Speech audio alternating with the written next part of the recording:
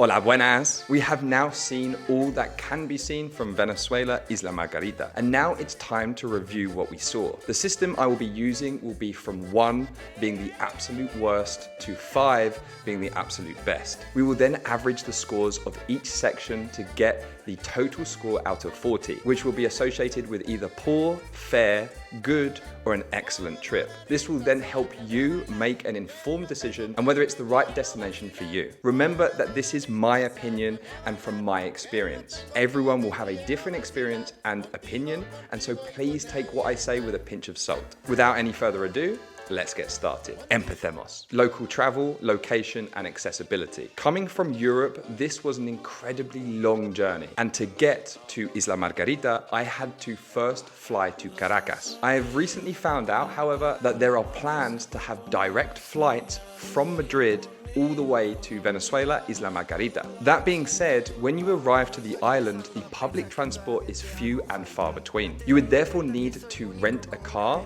and those roads are terrifying. The potholes and the local drivers are like something out of a GTA game. Anyway, unless you have a friend that you know from there to drive you around, this could be challenging. I'd therefore give this a 2 out of 5. Cost of living, accommodation, food and dining experiences, and transportation costs. I was thankful to be staying with my friend. However, I did a quick search of the pricing of hotels in this location, and you're looking at cheapest 25 euros for a hostel up to 140 euros for more lavish hotels. That's pretty affordable compared to Europe. The food was incredible, but also very affordable, on par with Europe and in some cases even cheaper. Every so often, you'll find certain products or foods that are wildly cheaper than in Europe, such as those mangoes that we got for $2. Finally, transport costs, well, this more comes down to petrol costs, which is €3.20 per litre as of the time of writing, which is actually very expensive. Overall, cost of living, however, gets a 4 out of 5 for me, as it's super affordable to live like a king here, especially if you drink beers. Environment, cleanliness, and natural beauty. If someone told me to envision a tropical island paradise, Isla Margarita wouldn't be far off it. The natural beauty is so breathtaking, I often found myself just taking the moment to drink it all in. I couldn't believe how little people were here, and yet compared to Europe, where we also have some beautiful locations, we all crowd every square inch in order to enjoy the natural beauty. I would also say that Isla Margarita and the surrounding islands are very clean. You can clearly see that the locals have a lot of care and passion for where they live and intend to keep it that way.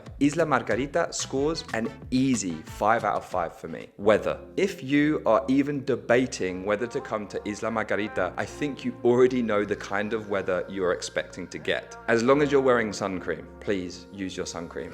I don't think you can fault the weather here. It's the same every day throughout the year. Of course, they have rainy season, but I didn't see that during my trip. 5 out of 5 for me. I want to be back there right now. Culinary experience, variety, and quality. I really wasn't sure what to expect here. Not only did they have Venezuelan food, because of course, but they had other food from all around the world. They seem to really love their Italian food, and it isn't just a cheap knockoff version. The food and quality is next to none and super affordable. However, I did at one point in my trip accidentally buy a family share pizza for $25. Full disclosure, I was kind of pissed off about that. But it was delicious and it fed me for like a day and a half. I also have a soft spot for Venezuelan cuisine, so for me, this is a 5 out of 5. Local hospitality, friendliness of locals, and customer service. This was another weird one for me. I spoke to multiple of my friends from Venezuela who warned me of Caracas airport, the military, malandros or criminals in English, and all I ever experienced here was warmth and hospitality. Even when my poor Spanish was difficult to communicate with, they were patient and helped me understand. I was also staying with my friend's family, who welcomed me in as if I was family. So I felt a sense of belonging there from day one. Customer service was also top tier, except for one moment on Playa Restinga where we sat down for literally 2 hours and were charged $10. Anyway, one small negative experience cannot outrule the overwhelmingly positive vibes I got from this place. Even the annoying people trying to sell you stuff on the beach were very polite and didn't impede on your space. I'd therefore give the local hospitality a very strong 5 out of 5. Safety and security, environment, police presence,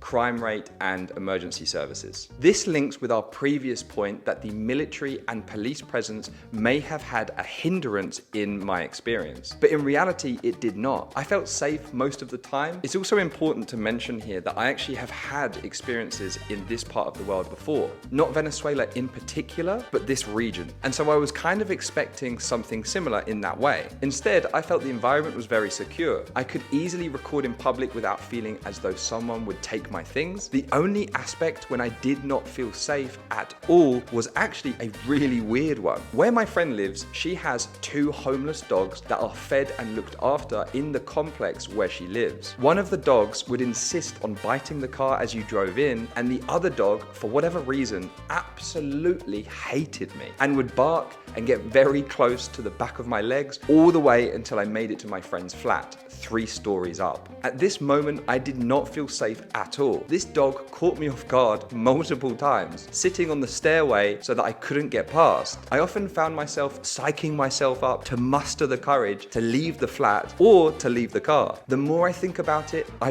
really hated that dog, and that's really not like me at all. I absolutely love dogs, but this one in particular was a nightmare for me. This is still Latin America after all, and you need to be aware of your surroundings. I would give safety and security a 4 out of 5. Overall experience, how I felt being there. My overall impressions were overwhelmingly positive. I'm not gonna hide that fact. Is it the perfect place in the world? Probably. No, I'm kidding. It's obviously not perfect, and there's still a lot of work to be done to make it the perfect tourist destination. But oh my God, it comes close to being perfect. I was trying to find some negatives to be super critical about Isla Margarita, but it just sounded like I was gushing every time I spoke about it. So here are a few negatives from my perspective. No non-alcoholic alternatives such as Cerveza 00. The people selling absolute rubbish. The power cuts. They were super frequent and just accepted as part of life there. The bugs, oh my God, the bugs, they were massive. That's definitely a personal one. Okay, so as you can see, I had to scrape the bottom of the barrel in order to come up with those negatives, but my overall impressions tell me that this is a 4 out of 5. Taking all of this into account, I give this location a 34 out of 40, making this an excellent must-see destination. Thank you so much for watching this week's video. If you like this kind of content, don't forget to leave a like, add a comment, subscribe, and I'll see you in the next one. Thanks. Okay.